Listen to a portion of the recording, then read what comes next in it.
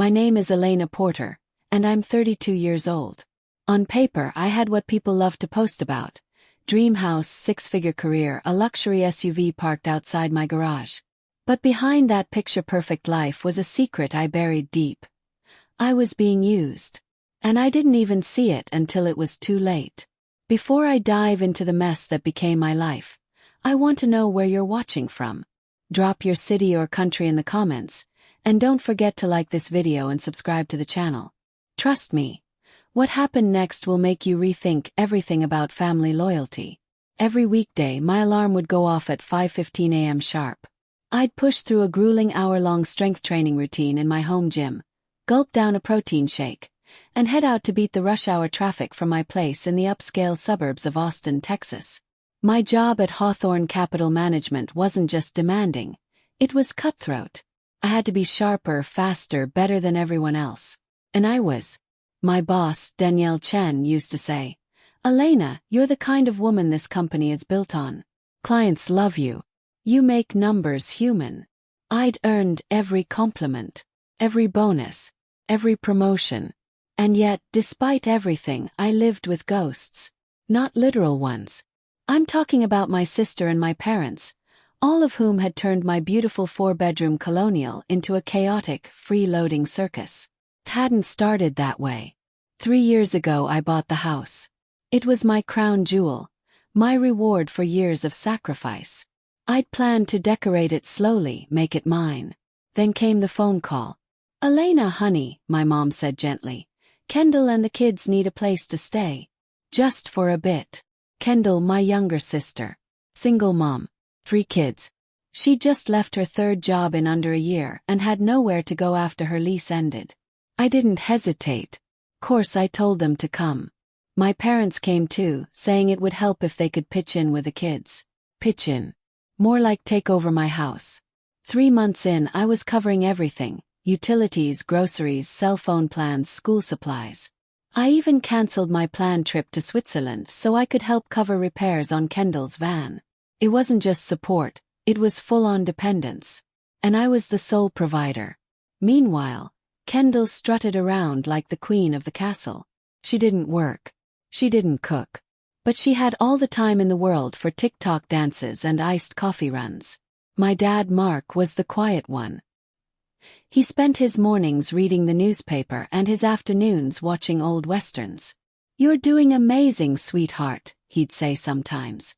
And while it wasn't a full-blown endorsement, at least it was something. My mom, Karen, was the classic enabler. She adored Kendall. Everything she did was brave, hardworking, resilient, even if Kendall hadn't lifted a finger all week. Every Friday evening I hosted family dinner. By hosted, I mean I bought the food, prepped it, cooked it, and cleaned it up afterward while Kendall sat on the couch with her feet up, scrolling her phone. "This pasta's a little dry," she'd mutter, not even looking at me. I'd just fake a smile and keep scrubbing the dishes. My best friend Morgan saw right through it. "They're using you," she said over lunch one Saturday. "I know you love them, but this isn't love back." "They're family," I argued. "What am I supposed to do? Tell my sister and her kids to go live in a shelter? You're supposed to protect your peace," she shot back. "And right now you're drowning." She was right. I just didn't want to believe it. I thought I could carry everyone. I thought being the dependable one meant being the silent one. But everything changed one random Wednesday afternoon. That morning I had presented to a high-profile tech client. Millions were at stake. Danielle trusted me with it, and by the end of the pitch they were nodding, smiling, hooked. I nailed it. My co-workers clapped. Danielle gave me the thumbs up. "Elena," she said afterward, "this could be the moment that makes you VP." I floated out of that conference room on clouds. I couldn't wait to share the news. I thought, naively, that maybe my family would be proud. I got home early, quietly stepping through the side door into the kitchen. It was rare for all of them to be home mid-afternoon, so I wanted to surprise them. But I didn't need to announce myself.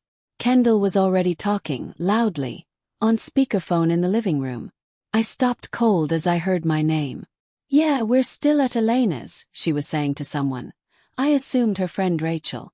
Honestly, I don't know how much longer I can take it. She walks around like she's better than everyone just because she makes six figures. There was a pause and then a laugh. She's pathetic, Rachel. No man, no life, no kids. Just work. Honestly, I don't know how someone so smart can be such a worthless failure in everything that matters. I stood there, frozen. My hands went numb. She probably thinks she's some big shot. But let's be real, she's just a walking ATM with a bad personality. I backed away slowly, my breath caught in my throat. It was like something cracked open inside me, something that had been holding everything together. I didn't confront her.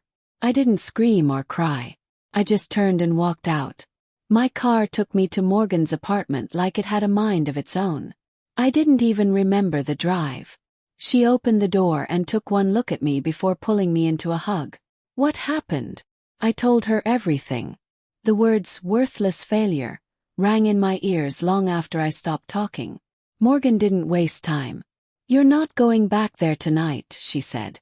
"We're done playing doormat." I stayed with her for 2 nights. And during that time I finally started seeing things clearly. This wasn't about one insult. It was about years of being overlooked, underappreciated, and used. I thought about the $15,000 I used to pay off Kendall's credit card debt. The family vacation I paid for that Kendall skipped because she was too tired. The nights I stayed up working late while she partied with friends. I wasn't a failure. I was a damn hero, and I was done. I spent the next few days researching real estate laws. I was the sole owner of the home. My name was on the deed, the mortgage, the insurance. They had no legal right to stay. So I made a plan. Clean, professional exit. Called a realtor. Called a lawyer. I even called Danielle to tell her I needed a week off to handle a personal transition. And then I called a moving company.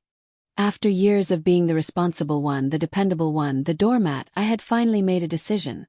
And this time I wasn't second-guessing it. I was going to sell the house. The same $830,000 house I bought with my own money, through my own hustle. The house my sister was now treating like her personal palace. No warning. No confrontation. Just action.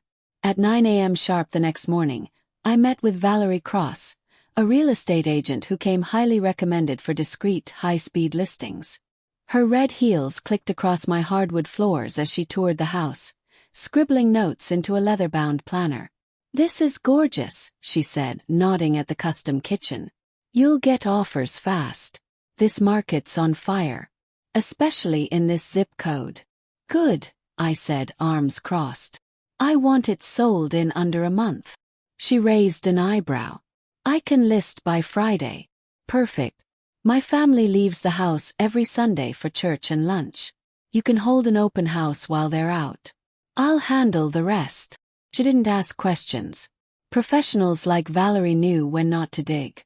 My next call was to Trevor Lang, my financial advisor. "Trevor," I said, "I need to move some investments. I'm planning to relocate." "Whoa, big move. Are we talking vacation home or total life shift?" "Total life shift." I gave him the details. Denver. New job leads. Freedom. By the time I finished, he was quiet for a moment. Then he said, "You know what, Elena? It's about time." The support meant more than I expected. I spent the next 2 days at Morgan's place, working remotely and strategizing. She helped me build a disengagement checklist. Everything I'd need to transfer, cancel, or wrap up before the house hit the market. I created a new bank account Kendall wouldn't have access to. I started forwarding mail to a UPS box downtown. I even backed up my digital files and wiped the family computer in the living room. Step by step, I was unspooling my life from the tangled mess it had become. And then came the moment I'd been dreading. The final visit to the house. It was Thursday morning. Kendall had taken the kids to the trampoline park, and Mom had a hair appointment. Dad was in the garage, fiddling with the old lawnmower. I walked inside quietly and went straight to my room. Every inch of it had been invaded. My bookshelf filled with Kendall's overflowing laundry baskets. My desk now hosted coloring books and loose Lego pieces. I didn't waste time. Important documents, passport, birth certificate, financial files, went into a fireproof folder. I packed a suitcase with clothes and another with valuables. Jewelry, hard drives, a few photos I actually cared about. Then I opened a box tucked deep in my closet. Inside was a journal from when I was 14. The first page read, "Today Kendall got a new phone for her birthday. Mom said I didn't need anything because I'm more mature." Page after page, I found forgotten moments of resentment. A trail of neglect that had always been sugar-coated as parenting choices. They weren't choices. They were favoritism. After 20 minutes of packing, I sat on the edge of my bed, holding an old clay mug I'd made Dad in art class. He'd never used it. It still had a price sticker on the bottom from a thrift store. I left it on the dresser and walked out. As I pulled out of the driveway, I didn't look back. The house officially went on the market that Friday morning. Valerie texted me a link to the listing. Luxury suburban gem, it read. 4-bed, 3-bath, chef's kitchen, gym-ready basement. Price to move. As I stared at the photos, I didn't feel sadness. Felt peace. For the first time in years, I wasn't trying to convince myself that sacrificing my happiness was noble. Now I knew it was just self-destruction. That weekend, I met with Harper West, a recruiter who specialized in financial transitions. We met at a cafe near Zilker Park. She looked polished, straight-backed, the type of woman who never missed a deadline or a spin class. "You're looking to relocate to Denver?" she asked, sipping her Americano. "I need a clean break. New city, new start. I've got 10 years of high-level performance in asset management. I can hit the ground running." She smiled. "Then let's find your next home." By Monday, she had already lined up 3 Zoom interviews. One of them was with Everest Wealth, a boutique firm with a growing presence in Colorado. It was the first time I felt excited about the future, not scared. Then Tuesday hit. And Kendall found the listing. I was in a meeting when my phone buzzed 6 times in a row. By the time I checked it, I had 10 missed calls, 3 voicemails, and a wall of angry texts. "Kendall, what the hell is this?" "Mom, you're selling the house?" "Kendall, is this a joke? You didn't even tell us." "Mom, this has to be a mistake. Call me now."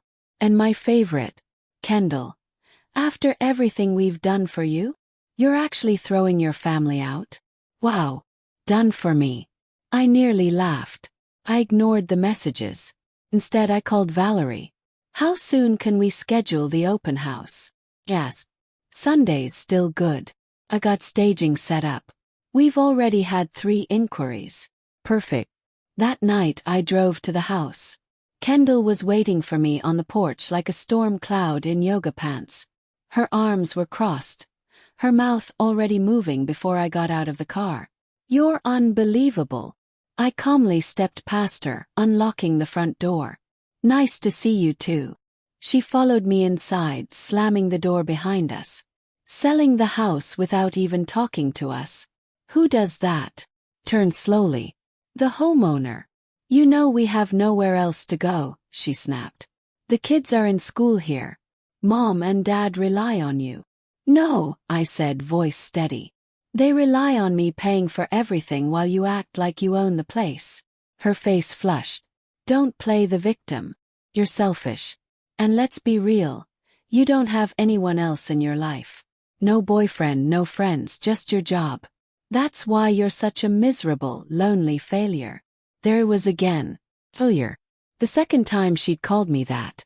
But this time it didn't hurt. This time it confirmed everything. I didn't flinch.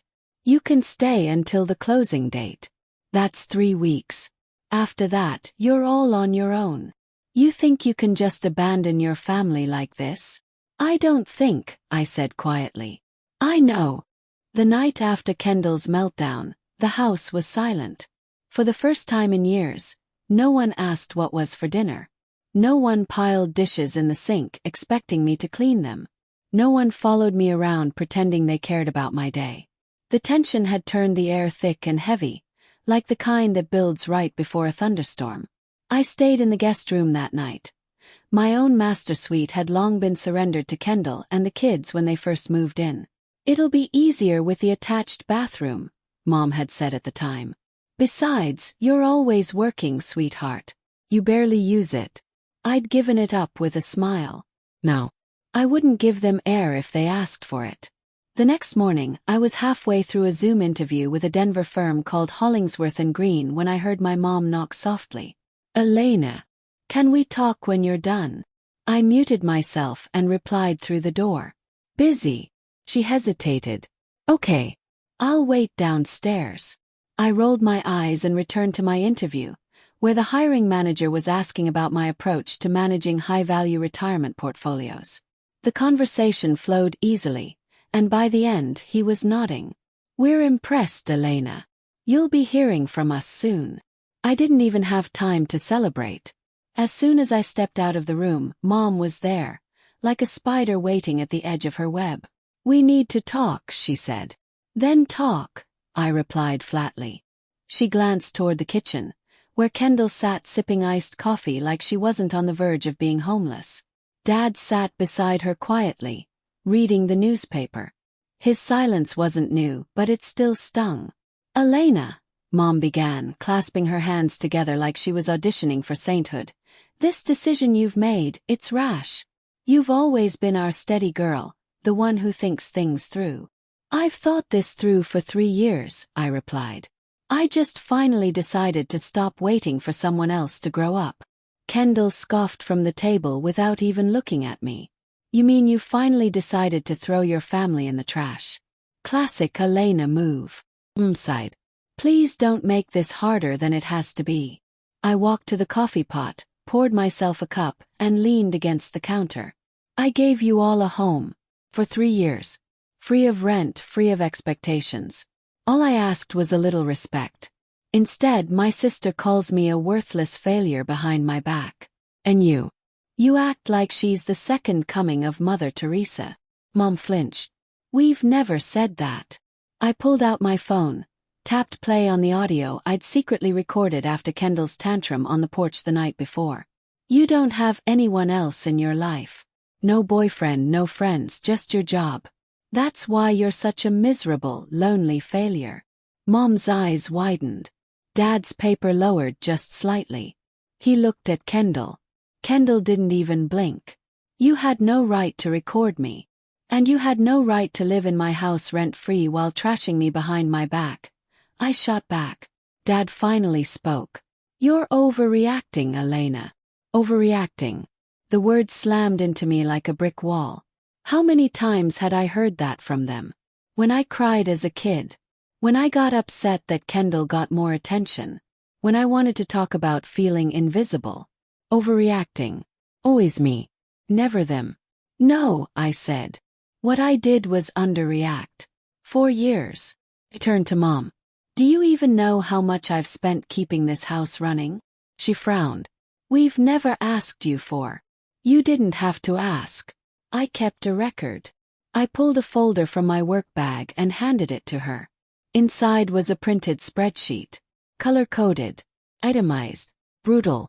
Mortgage. $116,000. Utilities.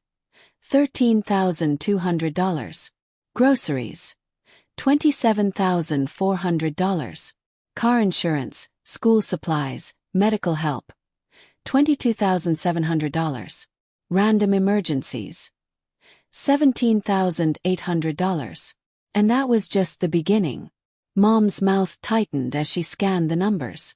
"We didn't realize it was that much." "You didn't care," I said. Kendall finally looked up. "Okay, fine. So you spent some money. Big deal. That's what families do. You act like your Mother Teresa." "I'm not a saint," I said. "But I'm also not your punching bag anymore." Dad stood up now. "Elena, don't do something you'll regret. This house. This has been our home." "No," I said clearly. "This was my home. And you treated it like a hotel you were too good to tip at." The next 3 days were a whirlwind. Valerie scheduled the open house for Sunday, and in that time she managed to transform the place. Staging furniture was brought in. Personal items were removed. Lighting adjusted. You'd be amazed what a few throw pillows and some sunshine can do, she told me. When Sunday morning rolled around, I asked Mom and Dad to take the kids out for brunch. I gave them a gift card to cover it. Told them it was on me. Kendall refused to go. She stomped around the house that morning like a bear poked with a stick, grumbling about fake buyers and, "You'll regret this when you're old and alone." I ignored her. The open house was a success. 42 parties came through. 7 left serious interest. One couple made an immediate offer. All cash, 21-day close, no inspection contingencies. Valerie called me the moment they left. "Elena," she said, breathless. "They're offering $875,000. Accept it. You don't want to counter. I want out." Monday evening, I came home to find Kendall waiting in the living room with the kids watching cartoons behind her. She looked wrecked. Hair messy. Puffy. Anger fizzled out into something else. Something I didn't recognize. "I'm pregnant," she blurted. Silence. My heart skipped a beat. "What?" "I'm pregnant. And we don't have anywhere to go." I stared at her, waiting for the guilt to creep in. Didn't. Instead, I felt clarity. "I'm sorry you're in a tough spot," I said calmly. "But you made your choices. You're going to kick out a pregnant woman and 3 kids?" she asked, voice cracking. "I didn't kick you out. You never paid to be here." Tears filled her eyes now. "I just needed help. And I gave it. For 3 years. She sat down, shoulders hunched. "I'm scared." That almost got me. Almost. But then I remembered, she called me a failure. She never apologized. She never once asked how I was doing. I nodded slowly. "It's okay to be scared. But I'm not your safety net anymore." The morning after Kendall told me she was pregnant, I didn't sleep in. I didn't cry. I didn't pace the floor wondering if I was making a mistake. I made breakfast. Then I packed another box. That day, the offer from the buyers officially went under contract. 21-day close. No contingencies. All cash. I was free. On paper at least. Now came the hard part. Unhooking myself emotionally. Morgan came over that afternoon to help me pack. She walked into the living room, looked at the chaos of kids' toys, broken furniture, crumpled blankets on the couch and said, "This place looks like a zoo." I gave her a small smile. 3 more weeks. We tackled the kitchen first. I packed only what was mine. Cookware, expensive knives, the blender I bought with my own bonus. The rest I left behind. "They're gonna lose it when you leave them with nothing," she said, taping a box shut. "They already lost me," I said. "They just haven't accepted it yet." Morgan turned to me then. "You sure you don't want to stay with me until the move?" "I need to face it," I said. "If I walk away now, I'll let them rewrite the story." 'Cause I knew how that would go. Elena abandoned us. Elena is cold. Elena always thought she was better than us. But I wasn't cold. I was exhausted. Later that week, Heather Cole, my new manager at Hollingsworth and Green in Denver, sent me the formal offer. A senior portfolio analyst role with a relocation stipend, remote flexibility, and 30% more than I made in Austin. Accepted immediately. Then I printed out the contract and left it sitting, accidentally on purpose, on the kitchen table the next morning. By noon, the interrogation began. Dad was the first to break. "You're moving to Denver." I didn't even look up from my coffee. "Yep. Permanently." He looked like he wanted to say more but didn't. Instead, he disappeared into the garage. Kendall read it next. She didn't say anything. She didn't have to. Her silence was venom. That evening, while the kids played outside, Mom cornered me in the hallway. "Elena, are you really doing this?" "I am. Just leaving us here. After all this time." "After all this time, yes. I don't understand. You've always been the strong one. The responsible one." Exactly. That was the problem. 3 days before closing, I returned from a walk to find everyone seated in the living room like it was a courtroom. Mom on one side of the couch, Dad beside her, Kendall across from them in my armchair, legs crossed, fake calm look on her face. They'd staged an intervention. I didn't even take off my coat. "What's this?" "We want to talk," Mom said. "Before it's too late." I didn't sit. Dad leaned forward. "Look, we haven't always done everything right. But we're a family. And family means showing up. Not tearing each other down behind their back," I said, looking at Kendall. She folded her arms. I was venting. Everyone vents. "You called me a worthless failure," I snapped. "Not just once. While I was feeding your kids and paying your bills." "I didn't mean it," she mumbled. "Really? Because you never apologized." Silence. I turned to Mom. "You knew she resented me. You just didn't care." "That's not true," she said quickly. "We've always loved you." "No, you've loved what I could do for you." Dad frowned. "That's not fair, Elena. What's not fair is sacrificing my entire adulthood to carry 3 other people and being told I'm selfish for wanting peace." "I raised you," Mom shot back. "I wiped your nose, cooked your meals. And I paid your rent, your medical bills, your car insurance for 3 years." Mom looked away. That hit too hard. I reached into my bag and pulled out a second folder. Inside were bank statements, receipts, a printed chart of every dollar spent since they moved in. I dropped it on the coffee table. "You think I'm abandoning you?" "Yes. I've already given more than most daughters ever do. I just finally stopped giving it for free." Kendall looked at the folder like it was poison. "You're making a mistake," she said. "You're gonna be alone." "I've always been alone," I said. "Even in this house. I was the only one working, the only one paying, the only one sacrificing." They said nothing. 'Cause they knew I was right. By the time the movers arrived the following week, I'd already boxed and labeled everything I was taking. A professional organizer helped me sort through what to sell, donate, or leave behind. I packed the artwork I'd chosen, the books that meant something, my framed diplomas because I earned them. I didn't take anything from the living room, the kitchen table, or the kids' toy room. That had become their space. Let them deal with the leftovers. On closing day, I met Valerie and the buyers at the title office. I signed the last page of the sale documents and walked out $823,000 richer, and 300 pounds lighter in emotional weight. That afternoon, I returned to the now empty house for one last walkthrough. I stood in the bedroom where I used to cry myself to sleep. In the kitchen where I made hundreds of dinners no one appreciated.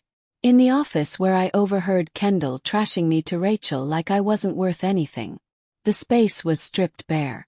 And yet, it had never looked more full. Full of clarity. Full of freedom. That night I didn't say goodbye in person. I left a note on the kitchen counter.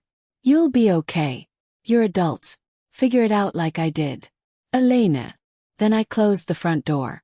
And didn't look back. If you've ever walked away from a toxic situation, hit that like button and subscribe for more powerful true life stories. Drop a comment below. Have you ever outgrown your family and had to prove your worth the hard way? We crossed the Colorado state line just after sunrise. Morgan was driving, coffee in one hand, steering wheel in the other, singing along to some 90s pop hit on the radio like we were college girls on a road trip again.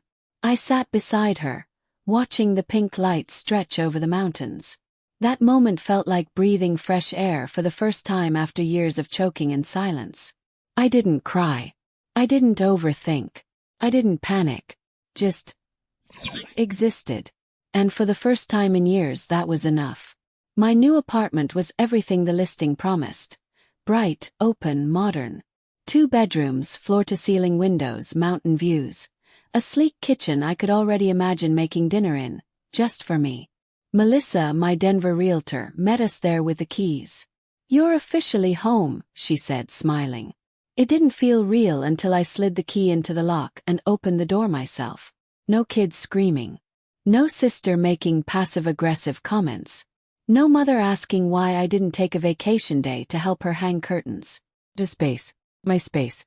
Morgan stayed with me for the first week, helping me unpack, decorate, and distract myself from what I'd left behind.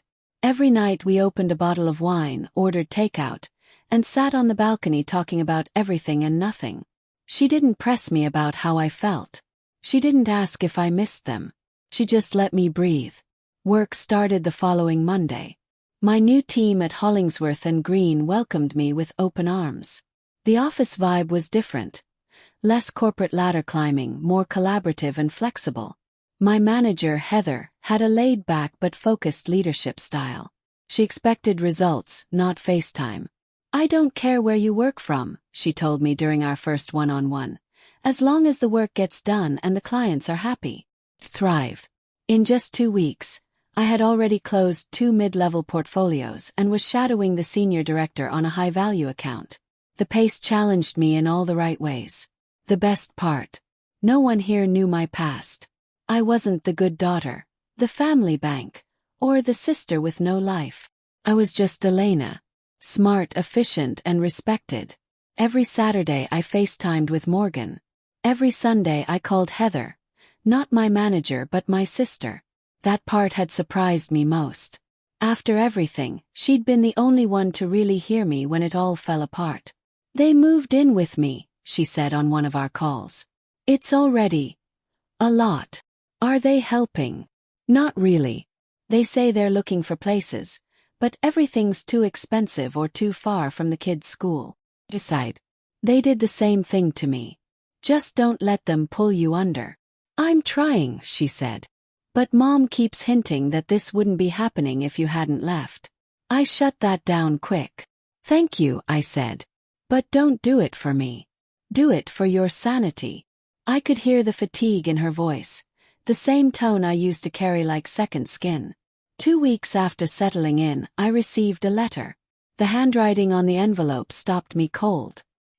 I sat on the couch for a good 10 minutes just staring at it. Finally, I opened it. "Elena, we're not sure what we did to deserve this, but I hope one day you'll forgive us. Families go through hard times, but they stay together. I know you think we took advantage of you, but we were just trying to survive. Your sister is going through so much, and we only wanted to keep everyone together. I hope Denver is everything you wanted. We miss you. Love, Mom." No apologies. No responsibility. Just the same vague guilt they'd always used as currency. I didn't respond. That night, I added her number and Dad's to my blocked list. If they couldn't admit what they did, I didn't owe them closure. Instead, I focused on me. I started hiking on the weekends, something I'd always wanted to try but never had time for. I found a yoga studio just 4 blocks from my apartment and started attending classes 3 times a week. I joined a book club. I learned to make homemade ramen. I bought a journal and wrote something in it every morning, even if it was just one line. "You don't owe anyone your silence." And then there was Gabriel. We met in the elevator the first week. He lived on the floor above me, tall, quiet, with an easy smile and a rescue dog named Pepper who barked every time the door dinged open. "Sorry," he said as we both reached for our mail. "She's got strong opinions about mail carriers and elevators." I laughed. "It's okay. I have strong opinions about loud neighbors and credit card offers." From there, it was casual conversations, then coffee runs, then a hike we planned after running into each other at the farmer's market. He didn't ask questions I wasn't ready to answer. He didn't talk about his past much either, except to mention a recent divorce and a decision to start fresh in Denver. "Clean breaks," he said one night as we sat on a bench overlooking the city lights. "Sometimes they're the only way to move forward." He got it. After a month, I stopped expecting calls from my parents. I stopped checking Kendall's social media to see if she'd moved or posted something passive-aggressive. I stopped waking up in the middle of the night wondering if I made the right choice. Because I knew I had. And for the first time in my adult life, I liked the woman staring back at me in the mirror. Not the caretaker. Not the provider. Not the background character in someone else's story. Me. Lena. Free. By December, Denver had become mine in every way that mattered. I'd finally bought my own place. Modest, warm, filled with natural light and just enough room for me and no one else. 2 bedrooms, tall windows, exposed brick, and a kitchen I actually wanted to cook in. It wasn't the house I left behind in Austin, but it was something more valuable. It was mine, fully and completely. My mornings were no longer rushed power rituals to push away burnout. I'd pour myself coffee, wrap up in a soft fleece, and take long walks through the quiet streets near my building. Sometimes I didn't even listen to music. I just existed, feeling the cold air on my cheeks, watching the city stretch into the sky. After years of carrying everyone else's weight, simply existing felt like the biggest freedom I could give myself. At work I was thriving. 3 months into my role at Hollingsworth and Green, I'd already been promoted to team lead. My opinions mattered. My ideas were trusted. I wasn't dismissed, interrupted, or brushed aside. I wasn't just a reliable worker. I was a respected strategist. For the first time in my career, I felt like I belonged without needing to prove myself daily. Evenings were mine too. I filled my space with music, candles, fresh flowers, and silence. I cooked when I felt like it. I read novels I never had time for. I journaled again. Every entry started with the same sentence. I don't owe anyone my silence. And then there was Gabriel. We met in the elevator during my first week in Denver. Tall, warm-eyed, and always carrying groceries or his barky rescue dog, Pepper. He had that soft steadiness about him, the kind that doesn't push but patiently stays nearby. One night, after a long walk, he handed me a tiny gift box. Not a Christmas present, he said. Just a tradition starter. Inside was a brass compass pendant engraved with mountains and stars. For someone who found her true north and had the courage to follow it. I didn't cry, but my chest swelled with a feeling I couldn't quite name. Not love, not yet, but safety. And that was enough. I thought the story ended there. New life, new city, new peace. But life rarely closes the chapter without testing the binding. On Christmas morning I got a text from Heather. They're asking for your address. They want to send a gift. I stared at my phone, not angry, just tired. I responded simply, please don't give it to them. They can send it to your place if it's that important. She replied quickly, I won't. I just thought you should know they're still trying. I texted back, they're not trying to reconnect. They're trying to pull me back in.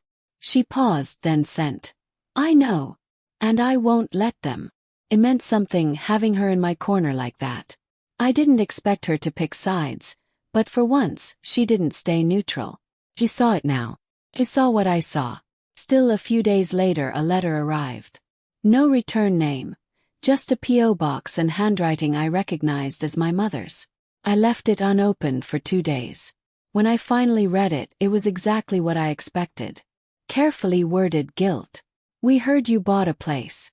I suppose congratulations are in order. Hope you're happy. Your sister is still struggling. The kids miss you. Miss you. Your father doesn't say it, but he misses you too. I just want to understand. What did we do that was so unforgivable? Was it really that bad? It was. But I knew they'd never understand that. That letter wasn't about reconciliation. It was bait. I didn't respond. I didn't rage. I didn't cry. I made tea, sat under a blanket, and FaceTimed Heather and the kids. Tyler had just gotten into college. Emma showed off her paintings. Lily waved from behind the couch while trying to pet their new dog. They looked settled. Heather looked tired, but she also looked stronger. We didn't talk about our parents. We didn't need to.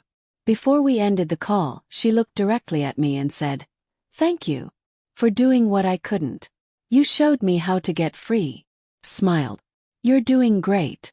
You'll get there." "I'm getting closer," she said. About a week later, she mailed me a box. Inside were 2 things.